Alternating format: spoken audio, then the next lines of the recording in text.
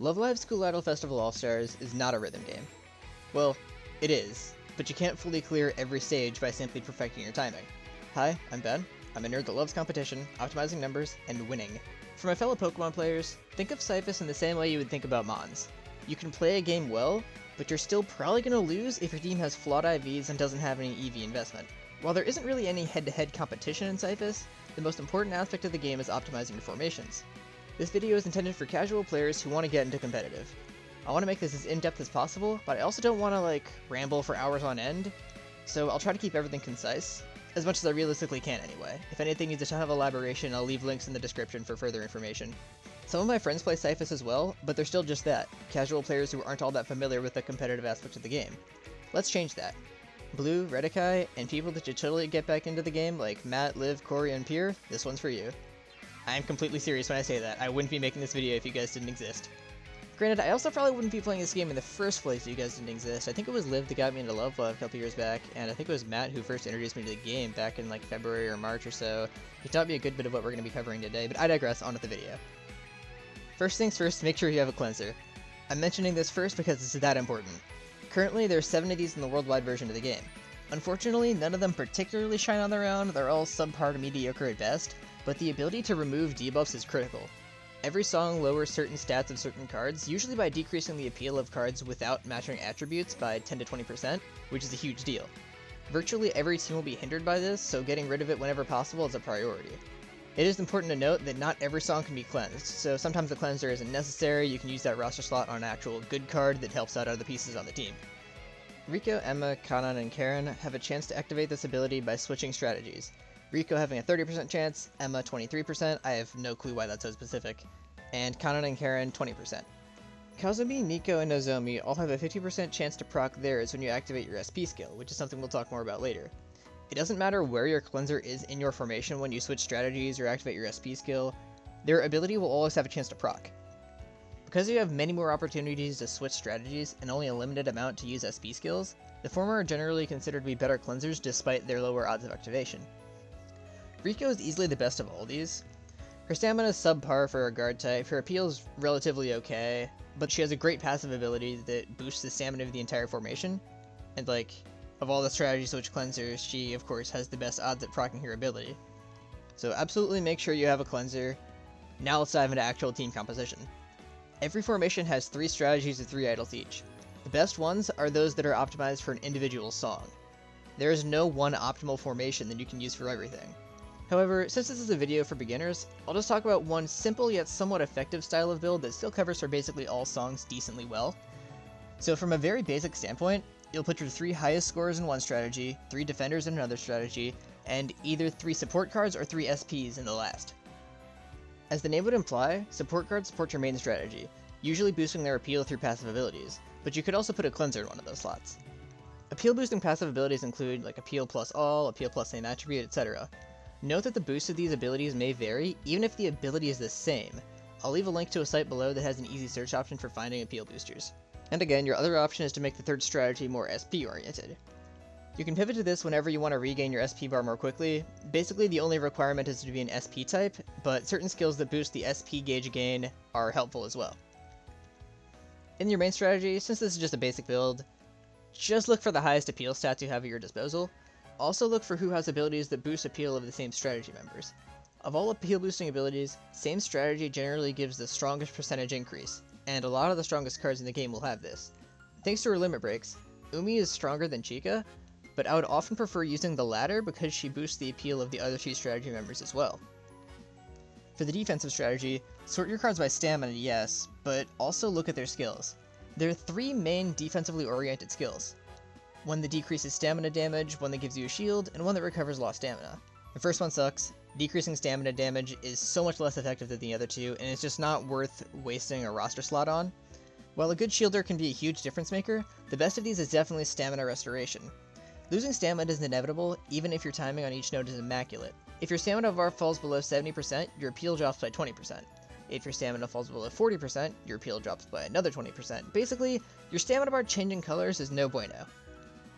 If you have no healers and your stamina falls too low, you're sort of screwed for the rest of the song, and that's why being able to recover is so nice, although again, a good shielder can still do wonders for your team. Here I have my cards sorted in order of stamina. A lot of these numbers are inflated by limit increases, so take these specific stats with a grain of salt. While Nozomi's stamina is higher than everyone else's, I would still rather use 3 of these that I'm highlighting here. Riko's my cleanser, so she's in basically all my formations. Umi's a pretty good shielder, but she's incredible for me thanks to her 2 limit increases. Ayumu has a lot of stamina and is a reliable healer, but her appeal stat is obscenely low. Not ideal, but I can live with it. Relative to my other cards, Yoshiko's stamina isn't all that high, but she's my next best healer behind Ayumu, so she's in a lot of my formations as well. Usually I keep Umi on the bench because healers are just that good, but I swap out Yoshiko for her from time to time depending on what I need for a given live show. Definitely see what cards you have at your disposal. I'll leave a link to a UR tier list made by someone who knows a hell of a lot more than I do, as well as a site where you can sort all the cards in the game by skill, ability, stats, etc. Something else to take note of is that your total stamina stat is determined by that of your entire formation. The stamina stats of the cards in your other 2 strategies are still in play even when your defensive cards are on the field. Obviously this means the more stamina you have across your entire team, the better. While the colors of the strategies don't matter in terms of stats, I would recommend putting your offense in red, defense in green, and support or SP in blue. Partially because the colors more closely match the colors of the types you'll likely be using in each respective strategy, but more so because every live show starts you off in green, and you won't be using your defenders at the beginning anyway, so you can flip over to red immediately and get extra strategy switch effects right off the bat, meaning you could even remove debuffs before hitting a single note. And to reiterate, this style of build that I just talked about isn't truly optimal, it's just a decent entry-level build that you can use as a stepping stone to beat most songs. For my fellow Pokemon players, it's like using 252 spreads in Draft League, and the level of the live show is like the skill level of your opponent. You can still make it work just fine against bad players, but when faced with actual challenges, you'll need to be more prepared. Something else that is very important that I want to address is insight skills. Contrary to what logic would suggest, shiny colors do not mean the skill is good. Let me reiterate that. Shiny colors do not mean the skill is good. There are 2 different types of skills, passive and active. Passive skills have the little blue triangle, active skills have the little red triangle. Active skills suck, do not use them. While obviously they aren't going to be harmful to your team and they are better than nothing, passive skills, specifically those that boost appeal, are infinitely better. Now what I'm about to say is very, very important. Please do not do what I did when I found this out. I mindlessly spammed all of my training tickets and insight pins, literally over 100 of each, on any old training regimen trying to find those passive appeal boosting skills. What I didn't know was that certain skills only appear in certain regimens. There's a link below to a chart that shows what regimen combinations give you the best odds at each appeal boosting skill. I would recommend starting off by spamming triple running for your offensive cards, as that gives you okay enough odds at getting skills that boost the same type, school, year, strategy, etc. But alternatively, you could spam triple meditation for your defensive and support cards, as that gives you legit pretty decent odds at getting the small appeal plus group, which is still solid despite what its dull color would otherwise suggest. I'll briefly explain guests now, since insight skills are useful for your friends as well. The skills and abilities of all guests, as well as the insight skills of friends, are inherited by the idol at the center of your formation. So let's say I'm your guest during a live show. Setsuna's skill, abilities, and, in the case that we're friends, insight skills, are all applied to whoever is in the center of your formation, in addition to that idol's already existing skills and abilities. One of Setsuna's insight skills happens to be Appeal Plus same year, which of course normally boosts the appeal of second years.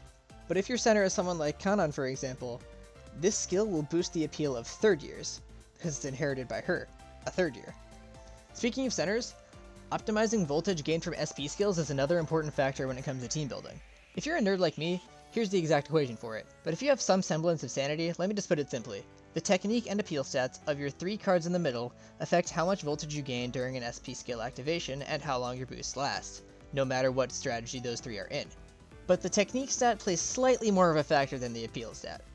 Matching the attribute of the idol with the attribute of the song also gives them a bit of a boost through this formula, so just play around with it for a bit and see what kind of numbers you can come up with.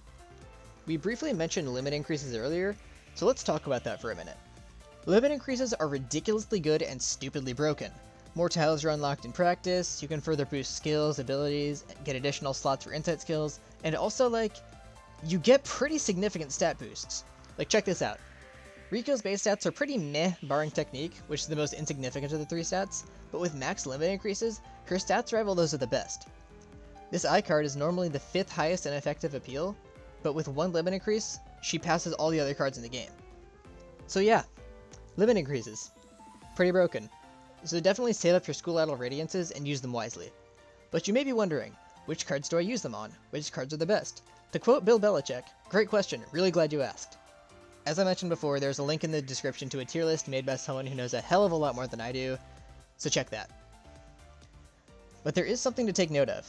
The quote-unquote best is of course subjective, but generally speaking, you'll find the best cards only in All-Star Festival Scouting. Let me reiterate and make that abundantly clear. All-Star Festival Scouting, not to be confused with regular All-Star Scouting. Festival Scouting happens about once a month for about a week. You can scout for a bunch of cards that are unavailable through normal All-Star Scouting. Each festival introduces a couple of new URs and has increased odds of rolling them. Obviously, gacha games are known for being pay to win, but it's not really necessary if you know when the best cards are getting released and just prepare in advance. Save up your star gems, and in a lot of cases, you'll be just fine. I would highly recommend not spending them on anything else, like ever, and only blowing them on certain festivals. I'll link a few timelines in the description. One with a list of all the events and their Japanese release dates, one with a list of events as well as special scouts, i.e. All-Star festivals. It doesn't have release dates though. And one that I made myself to basically figure out when the Japanese events and scouts will come to the worldwide version. While the sample size is small, it's been pretty spot on so far, and I think I've got the pattern nailed down. I'll link a list of all the SIFAS cards as well. I like to check it pretty regularly to keep an eye on the ongoings of the Japanese version and see if there are any particularly broken cards that I should save my star gems for, and again, prepare accordingly. Next up, let's address accessories.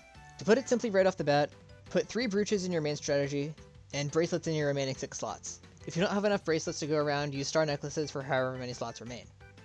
Each accessory is applied to the entire strategy of 3, not just the one idol that appears to be holding it. And to be abundantly clear, brooches are different from music note keychains. They look pretty similar, but there is a big difference between the two, that being that the latter sucks. Brooches come in pink, yellow, and blue, and bracelets come in pink, purple, and red. Matching attributes of the accessory with one of the members of the strategy does give a slight additional stat boost to that idol individually, but don't focus on that too much. To actually explain what the accessories do though, putting a brooch in a particular strategy increases the appeal of those 3 idols based on the level of health during a live show. Ideally you're keeping your stamina high anyway, so that works out pretty well. Bracelets give you an SP boost after successfully completing appeal chances, and they'll activate no matter what strategy they're in.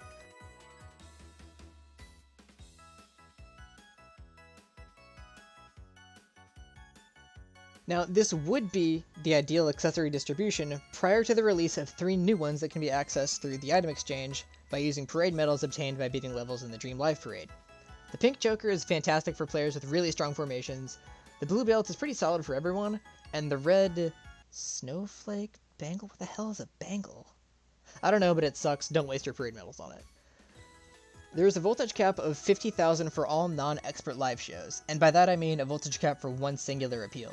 With a strong enough formation, you can hit that number somewhat consistently, and the choker increases that cap ever so slightly, which makes a world of difference in the long run. The more limit increases and skill levels it has, the bigger the cap increase, limit increases being the most important of the two. However, this cap increase only applies to idols within the same strategy as the accessory, so you'll have to sacrifice one of your brooch slots, but it's well worth the trade. But again, this is only really good for strong formations, and since this video is more aimed towards beginners, the choker probably isn't your best option right now. It will be eventually though, so spend those parade medals wisely. The belt increases voltage gained from SP activations based on the combined technique stats of the 3 idols in its strategy, but this time the increase applies to the whole formation, so it doesn't have to take up one of the slots in your main strategy.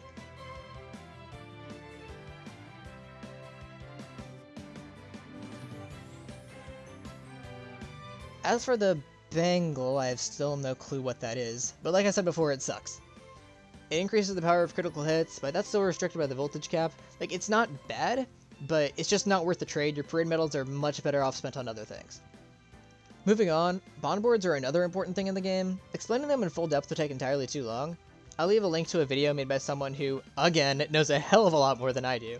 To put it simply, the higher your bond level with a given idol, the better stat increases you get for all of her cards and the further you can extend her bond board.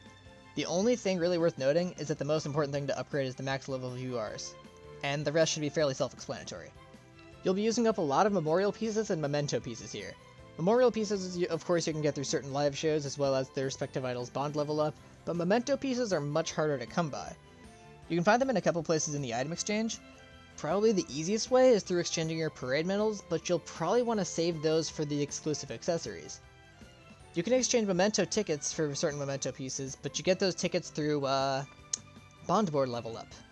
And, you know, you kind of need memento pieces to get those in the first place, so it's like the chicken and the egg type of thing. You can get 2 of any given idle's memento pieces on their respective birthdays, and as far as I'm aware, the only other way of obtaining them is by beating expert level stages. And moreover, while I don't know this for sure, I'm guessing you would need to have an S rank performance. The odds of finding them even still are obscenely low. Like, I don't know the exact odds, but my guess would be 1%, maybe even lower. So yeah, memento pieces. Very hard to come by. And I guess that basically covers everything, so let's just briefly recap some of the more important information. 1. Make sure you have a cleanser. 2. When it comes to insight skills, shiny colors do not mean a skill is good. On the contrary, those suck. Passive insight skills that boost appeal are the best ones. These can be found under specific training regimen combinations, a link to those is down below. 3. Put 3 brooches in your main strategy and fill the remaining accessory slots with bracelets if possible.